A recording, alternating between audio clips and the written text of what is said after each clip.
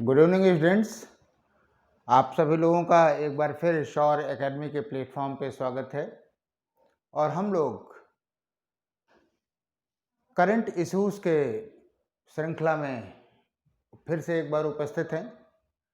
आज की जो हम चर्चा करने जा रहे हैं गुटनिरपेक्षता एवं द्विपक्षीय संबंध के संदर्भ में, और इस पर एक आर्टिकल 9 सितंबर को हिंदू में निकला था।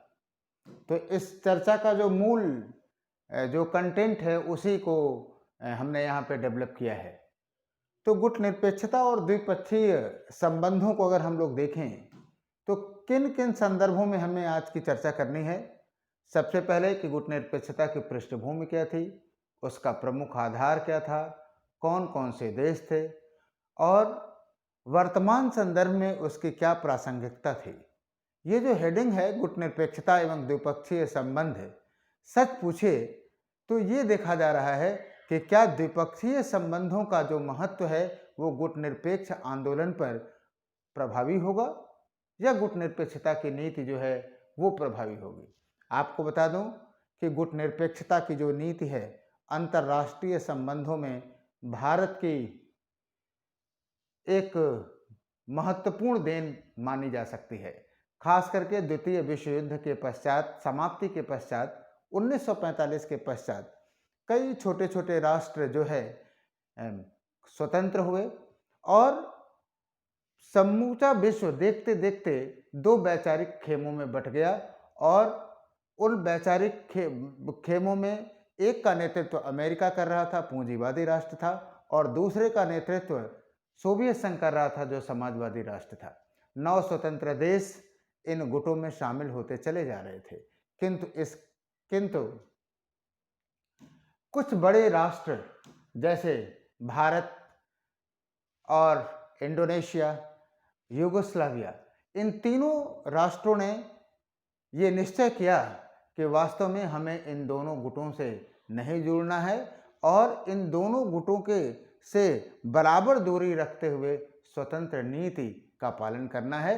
वास्तव में यही गुटनिरपेक्षता की जो मूल भावना थी वो यही थी। और आपको बता दूं जो संस्थापक, जो व्यक्तित्व जुड़े रहे हैं, आप पहचान ही रहे हैं, ये रहे आपके कौन, नेहरू जी, जवाहरलाल नेहरू, आप इनको देख रहे हैं। दूसरे ये नासिर रहे और ये यूगोस्लाविया के टीटो रहे। इन तीन लोगों को आप ये कह सकते हैं कि संस्थापक व्यक्तित्व मान सकते हैं। और इसमें से भी जो पहल थी वो अंतर्राष्ट्रीय संबंधों में निश्चित रूप से वो पहल नेहरू जी की थी। अगर आप देखें कि गुटनिरपेक्षता का आधार क्या था, तो ये 5 जो बिंदु आपको यहाँ पे दिखाई दे रहे हैं वो गुटनिरपेक्षता के नीति का आधार आप कह सकते हैं, आपको दिखाई देगा। जैसे ये शांतिपूर्ण सह अस्तित्व, राइट, पहला बिंदु था कि यह नीति जो है वो शांतिपूर्ण सह अस्तित्व पर क्या करती है, विश्वास रखती है। उपनिवेशवाद एवं साम्राज्यवाद का विरोध, ये आपको सोचना चाहिए कि अधिकांश जो राष्ट्र थे वो उपनिवेशवाद और साम्राज्यवादी नीतियों के शिकार थे। अतः स्वाभाविक रूप से उपनिवेशवाद एवं साम्राज्यवाद का विरोध इनका एक प्रमुख आधार था। तीसरी बात, शीत युद्ध से असंबद्धता, यानी जो ब्लॉक बन गए थे, द्वितीय विश्व युद्ध तो समाप्त हो चुका था, लेकिन पूंजीवादी और समाजवादी खेमे के बीच जो कोल्ड वार चल रहा था, इन दोनों को ये जो राष्ट्र थे वो इन शीत युद्ध से असंबद्ध रहना चाहते थे। किसी भी महाशक्ति के साथ सैन्य संधि का निषेध। उस समय आपको बताऊं प्रतिरक्षात्मक सैन्य संधियां होती थीं, जैसे नाटो है, सीटो है, सेंटो है ना, वार्सा पैक्ट है। ये सारे के सारे राष्ट्र जो हैं वो क्या करते थे कि एक गठबंधन बनाते थे, और अगर किसी क्या कहते हैं कि किसी भी राष्ट्र पर कोई आक्रमण करता था या कोई दबाव डालता था तो वो संयुक्त रूप से क्या करते थे कि उसका सामना करते थे, राइट। तो निश्चित रूप से इन्होंने कहा कि हम किसी भी महाशक्ति के साथ सैन्य संधि नहीं रखेंगे, राइट। और जो 5वां आधार था कि राष्ट्र की सीमा के अंतर्गत कोई भी विदेशी सैन्य अड्डा नहीं होगा। वास्तव में गुटनिरपेक्षता के जो आधारभूत बातें थीं वो यही थीं, राइट। आइए हम लोग चर्चा को आगे बढ़ाते हैं। यहाँ आपके सामने ये फिगर दिख रहा है सदस्य राष्ट्रों का। वास्तव में जो ब्लू राष्ट्र आपको दिख रहे हैं, संख्या तो नहीं पूछेगी लेकिन आप जानते रहिए एरिया वाइज हमने आपको बताया लगभग 2/5 एरिया आपको मिल जाएगा, राइट, एरिया में। और जो गहरा नीला छत आपको दिख रहा है ये वो राष्ट्र हैं जो कि नाटो के सदस्य हैं। और ये जो नीले वाले क्षेत्र में है वो या तो इनके क्या कहते हैं कि जो पार्टनर कह लीजिए या ऑब्जर्वर राष्ट्र की भूमिका में है। इसमें कुछ राष्ट्र हैं और कुछ संगठन हैं। और आप जानते हैं कि नाटो राष्ट्रों में कुल जो सदस्य संख्या है वो 120 की है। आइए चर्चा को आगे बढ़ाते हैं। वास्तव में अगर अब गुटनिरपेक्ष आंदोलन की बात करें तो जो पहला कदम माना जाता है वो माना जाता है आपका 1955 का बांडुंग सम्मेलन। और इसमें नेहरू, नासिर और टीटो और सुकर्णो जैसे लोग थे। वास्तव में इंडोनेशिया के सुकर्णो भी थे, लेकिन स्पेशली मैंने आपको बताया कि नेहरू, नासिर और टीटो ने गुटनिरपेक्षता की तरफ पहल की थी। और 1960 तक अगर अंतर्राष्ट्रीय राजनीति की पुस्तकों में देखें तो इसका उल्लेख नहीं मिलता। हालांकि बीपी कृष्ण मेनन का नाम आता है जिन्होंने 1950 के दशक में संयुक्त राष्ट्र संघ में गुटनिरपेक्ष शब्द की व्याख्या किया था, प्रयोग किया था, व्याख्या नहीं किया था। फिर कभी हम लोग क्या कहते हैं कि गुटनिरपेक्षता पे विस्तृत चर्चा करेंगे। अभी हम इसकी पृष्ठभूमि इसलिए बता रहे हैं कि इसे आप वर्तमान जो चर्चा का कारण था उससे जुड़ सकें। और निश्चित रूप से बेलग्रेड सम्मेलन जो हुआ 1961 का, और ये 1961 का जो बेलग्रेड सम्मेलन है ये पहला सम्मेलन था और उसके बाद समय समय पर इसके सम्मेलन होते रहे हैं। आप परीक्षा के दृष्टि से जो लेटेस्ट सम्मेलन रहता है वो आपसे पूछे जाते हैं, राइट। 120 देश हैं, 17 देशों और 10 अंतर्राष्ट्रीय संगठनों को पर्यवेक्षक का दर्जा प्राप्त है। ये मैंने पहले भी आपको चर्चा में बताया। और आपको बताऊं कि गुटनिरपेक्ष आंदोलन का जो गठन हुआ था वो द्वितीय विश्व युद्ध या शीत युद्ध के संदर्भ में हुआ था। और 1991 में अंतर्राष्ट्रीय राजनीति में सोवियत संघ का पतन हो गया। तो जाहिर सी बात है कि सोवियत संघ के पतन के बाद यह मुद्दा उठाया गया कि क्या गुटनिरपेक्ष आंदोलन जो है अप्रासंगिक हो चुका है, इसे छोड़ देना चाहिए। लेकिन वास्तव में इसके बावजूद भी, हालांकि इसके संस्थापक सदस्यों में अगर आप देखेंगे तो यूगोस्लाविया जो था वो बिखर चुका है ना। और मिस्र पूंजीवादी पूरी तरह से बन चुका है। यानी कुल मिला के आप ये कह सकते हैं कि भारत ही है जिसने पहल किया था, उसने अपनी विदेश नीति में गुटनिरपेक्षता को प्रमुख दर्जा या प्रमुख स्थान देता रहा, राइट। ये एक देखिए यहाँ पे एक महत्वपूर्ण फैक्ट है कि 2/3 जो है कुल सदस्यों का 2/3 विश्व के देशों में और कुल जनसंख्या का 55% भाग यह संगठन प्रतिनिधित्व करता है। तो आप देखेंगे कि 1991 के बाद जो वैश्विक व्यवस्था बदली उसमें पूंजीवाद की तरफ आपको झुकाव ज़्यादा दिखाई दिया, राइट। और वास्तव में आज देखा जाए भारत के विदेश नीति के संदर्भ में तो कुछ ऐसे अंतर्राष्ट्रीय कारक हो गए हैं कि भारतीय विदेश नीति में गुटनिरपेक्षता की नीति से थोड़ा बहुत विक्षेप हमको दिखने लगा है। हम ये नहीं कहते कि भारत की विदेश नीति में गुटनिरपेक्षता की नीति को छोड़ दिया गया है, नहीं। भारत की विदेश नीति में गुटनिरपेक्षता निरंतरता में है, लेकिन जो समसामयिक परिवेश है उस समसामयिक परिवेश के कारण इसमें नीतियों में परिवर्तन को देखा जा सकता है और समझा जा सकता है। वास्तव में वो कौन से आप समसामयिक जो परिस्थितियां दिखाई देते हैं जिसमें यह ऐसी प्रवृत्ति दिखाई दे रही है।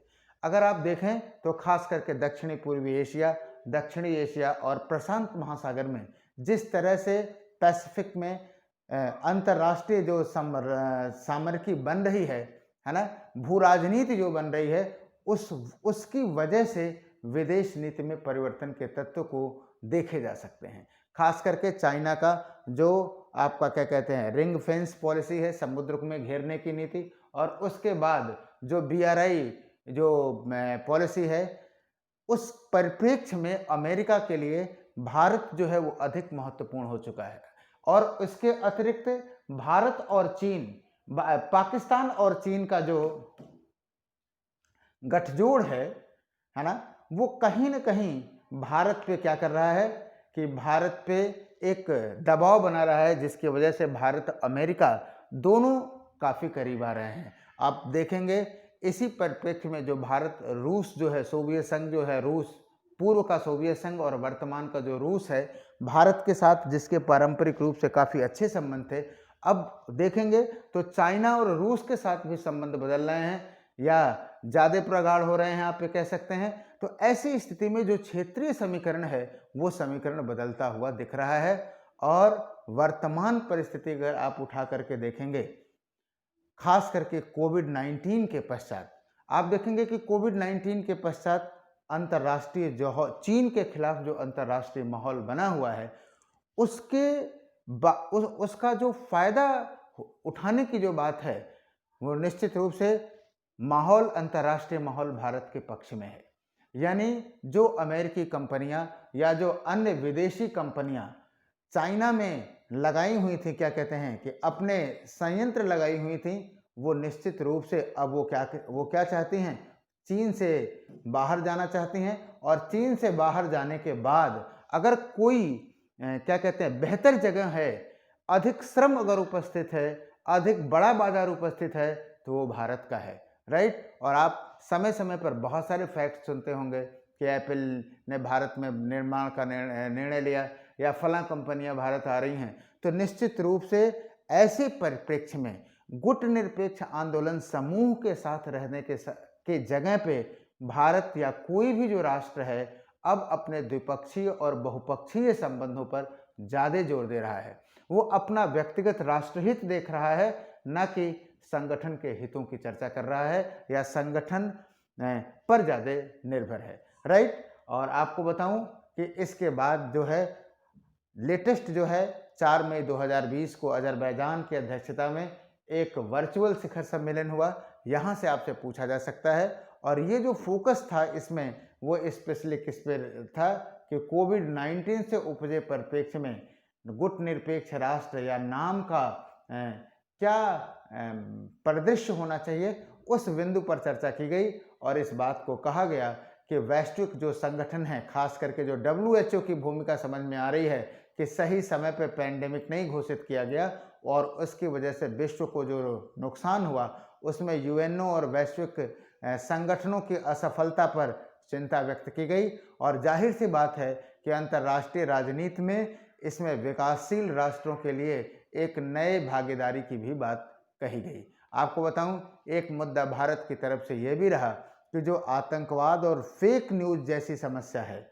ये भी चर्चा का विषय रहा, क्योंकि आप जानते हैं ये दोनों अंततः आंतरिक सुरक्षा का जो है वो क्या कहते हैं कि आंतरिक सुरक्षा के लिए किसी भी राष्ट्र के लिए एक चिंता का विषय हो सकता है, राइट। यानी कुल मिलाकर के आज की चर्चा में हम लोगों ने इस बात को डिस्कस करने का प्रयास किया कि जो आफ्टर कोविड या कोविड के पश्चात की जो अंतर्राष्ट्रीय राजनीति होगी, उसमें गुटनिरपेक्ष आंदोलन, गुटनिरपेक्ष नीति भले ही सैद्धांतिक रूप से बनी रहेगी, लेकिन भारत या कोई भी राष्ट्र जो है अपने द्विपक्षीय संबंधों पर क्या करेगा, ज़्यादा फोकस करेगा।